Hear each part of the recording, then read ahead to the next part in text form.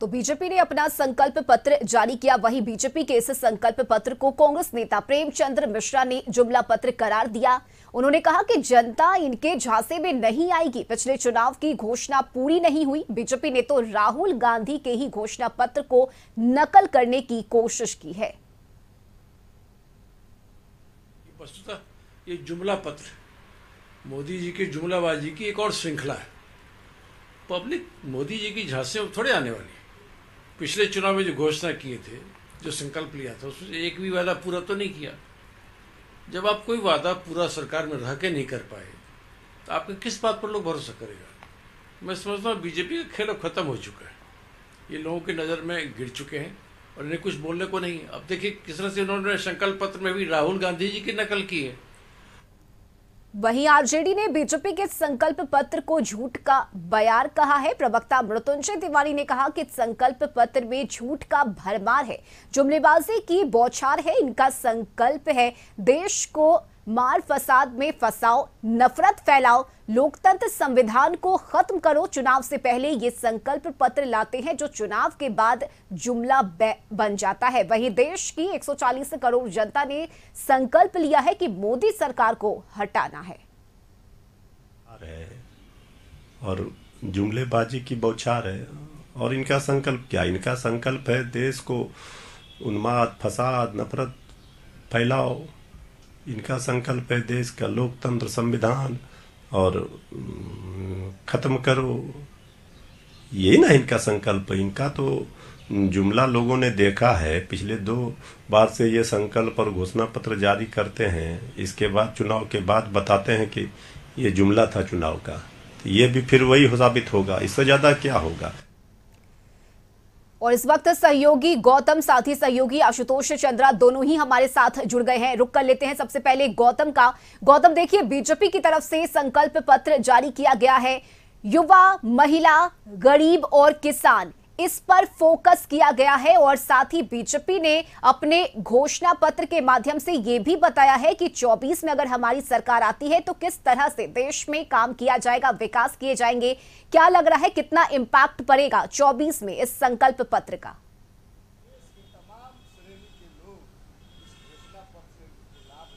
और देखिए कि बहुत ही महत्वपूर्ण ये घोषणा पत्र इसलिए मानी जा रही है क्योंकि देश के प्रधानमंत्री नरेंद्र मोदी ने खुद कहा कि देश की जनता को इंतजार होता है। मोदी सरकार की जो गारंटी होती है, उनकी बातों की गारंटी होती है, उनकी घोषणा पत्र संकल्प की गारंटी होती है। देखिए कई ऐसे विषयों पर जो उन्होंने बात कहा, चाहे युवा हो, किसान हो, चाहे महिला हो, चाहे वो वैसे आम लोग जो कहीं ना कहीं सबसे ज़्यादा गरीबी रेखा से नीचे रहते हैं, वैसे तमाम लोगों को जो है अपने संकल्प पत्र में उनके लिए लाभ देने के लिए या उनको जो है विकास की धारा से जोड़ने के लिए काम किया। देखिए सबसे महत्वपूर्ण विषय यह है कि वृद्धों को जो है 70 साल से उम्र के अधिक जो वृद्ध हैं उनको जो है अब जो है केंद्र सरकार आयुष्मान भारत योजना में जोड़ेगी। कोई भी जो कहा जाता है कि जो कैटेगरी होती है उसमें कोई रहना ये नहीं है। तो इन तमाम चीज़ों को लेकर जो है नरेंद्र मोदी ने विषयों पर जो बात किया, बहुत कुछ इंपॉर्टेंट बातों को रखा। बिहार सरकार के मंत्री हमारे साथ, गन्ना उद्योग मंत्री हमारे साथ हैं कृष्णनंदन जी, उनसे हम बात कर लेते हैं। आज जो है प्रधानमंत्री जी ने जो है घोषणा पत्र जारी कर दिया। बहुत चीजों का जो है जारी किया है तो आप घोषणा पत्र कह दिए, उसी में को आप बोल दिए।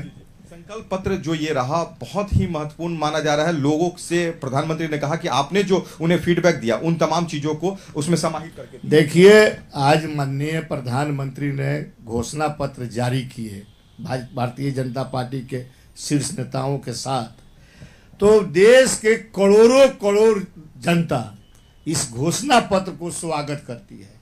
मैं भी हृदय से स्वागत करता हूं। और घोषणा पत्र से चुनाव के बाद देश के आम जनता को जबरदस्त लाभ मिलेगा। गरीबी से मुक्ति होंगे, किसान खुशहाल होंगे, नौजवान खुशहाल होंगे।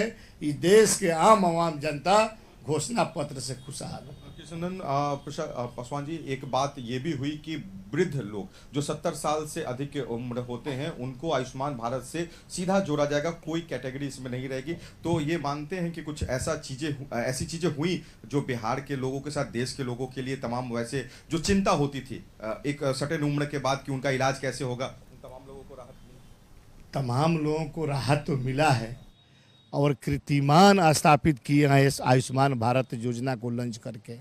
अब तो 17 बरस के लोगों को वहाँ घोषणा पत्र में आया है कि उसको भी लाभ मिलेगा आयुष्मान भारत से, हमारे बूढ़े को मिलेगा, नौजवान को मिलेगा।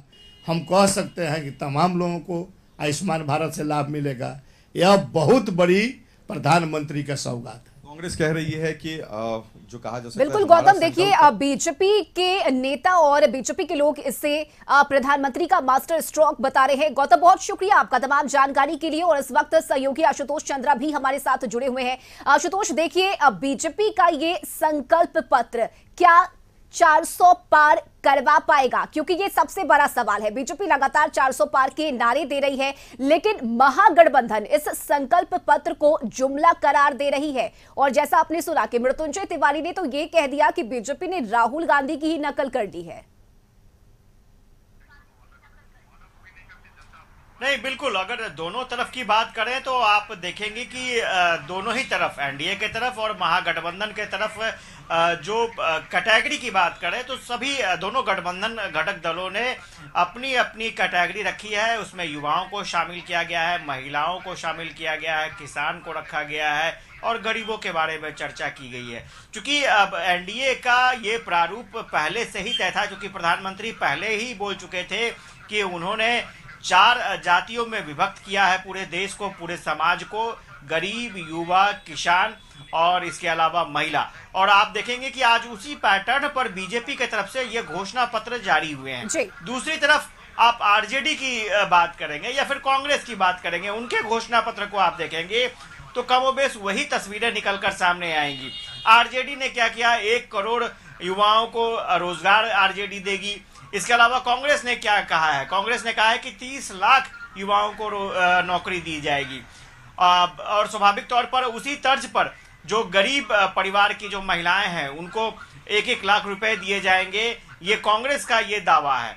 तो अपने अपने दावे जरूर आरजेडी और कांग्रेस के तरफ से हैं, उनके भी घोषणा पत्र में इन चीजों को शामिल किया गया है। लेकिन जो आज बीजेपी का घोषणा पत्र हुआ है, इस घोषणा पत्र को लेकर के आरजेडी और कांग्रेस ने साफ तौर पर हमला बोला है। आरजेडी ने साफ तौर पर यह कहा है कि ये फिर से एक बार जुमला पत्र साबित होगा, झूठ पत्र साबित होगा, क्योंकि जो वादे पिछले बार किए गए थे वो वादे अब तक पूरे नहीं हो पाए हैं नौकरी के मसले पर। तो ऐसे में इस घोषणा पत्र से बहुत ज्यादा उम्मीद नहीं रखी जा सकती है। कांग्रेस ने जुमला पत्र बताया है इस घोषणा पत्र को, और ये कहा है कि राहुल गांधी ने जो प्रारूप तय किए थे, जो अपना घोषणा पत्र दिया है युवाओं को लेकर, किसानों को लेकर, महिलाओं को लेकर, उसी को अडॉप्ट किया गया है, उसी का नकल करने की कोशिश प्रधानमंत्री ने की है। तो स्वाभाविक तौर पर दलों के अपने अपने दावे हैं, गठबंधन के अपने अपने दावे हैं, लेकिन पब्लिक को कौन सा घोषणा पत्र पसंद आता है, किस पर ज्यादा विश्वास होता है, ये देखना दिलचस्प होगा।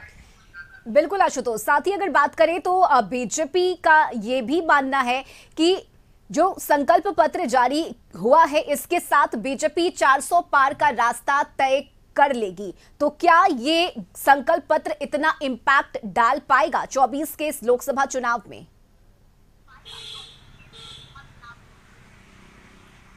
नहीं, बिल्कुल। और चूंकि बीजेपी ये मानकर चल रही है कि अब तक जो काम किए गए हैं उस काम का फायदा आम पब्लिक को मिल रहा है। अब आयुष्मान योजना का फीडबैक प्रधानमंत्री को मिला होगा, और यही वजह है कि आयुष्मान योजना की जरूरत सबसे ज्यादा गरीब बुजुर्ग लोगों को नजर आई, इसलिए वहां पर कैटेगरी खत्म कर दिया गया। इसके अलावा आजीविका दीदियों की संख्या और बढ़े, ये कोशिश की जा रही है। ऐसा लग रहा है प्रधानमंत्री को या फिर बीजेपी को कि ये जो स्कीम है आजीविका, उससे ज्यादा से ज्यादा महिलाओं को सशक्त बनाया जा सकता है।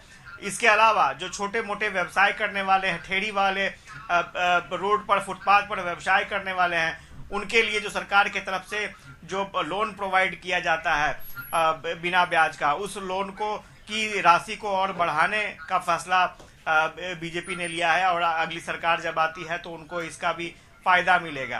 तो सारे सेक्टर, जितने भी सेक्टर है, जैसे मैंने पहले भी बताया है कि महिलाओं को, गरीब को, इसके अलावा युवाओं को, इनको ध्यान में रख करके, किसानों को ध्यान में रख करके किसान सम्मान निधि योजना का लाभ ये माना जा रहा है कि किसानों को बहुत अच्छा लग रहा है और इसका फायदा भी किसानों को मिलेगा और इस सम्मान निधि को आगे भी जारी रखेगी सरकार, ये सरकार ने इस घोषणा पत्र में कहा है।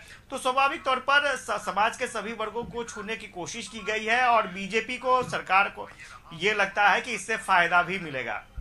बिल्कुल। साथ ही अगर बात की जाए तो घोषणा पत्र की जो कॉपी है वो उन लोगों को भी दी गई जो वहां मौजूद थे, जिन्हें पीएम मोदी की तरफ से चलाई जा रही योजनाओं का लाभ भी मिला। तो ये भी एक तस्वीर देखने को मिली आज बीजेपी हेडक्वार्टर से, क्योंकि लगातार प्रधानमंत्री ने सुझाव मांगे थे और उन सुझाव का ख्याल इस संकल्प पत्र में रखा गया है। बहुत शुक्रिया आशुतोष आपका तमाम जानकारी के लिए।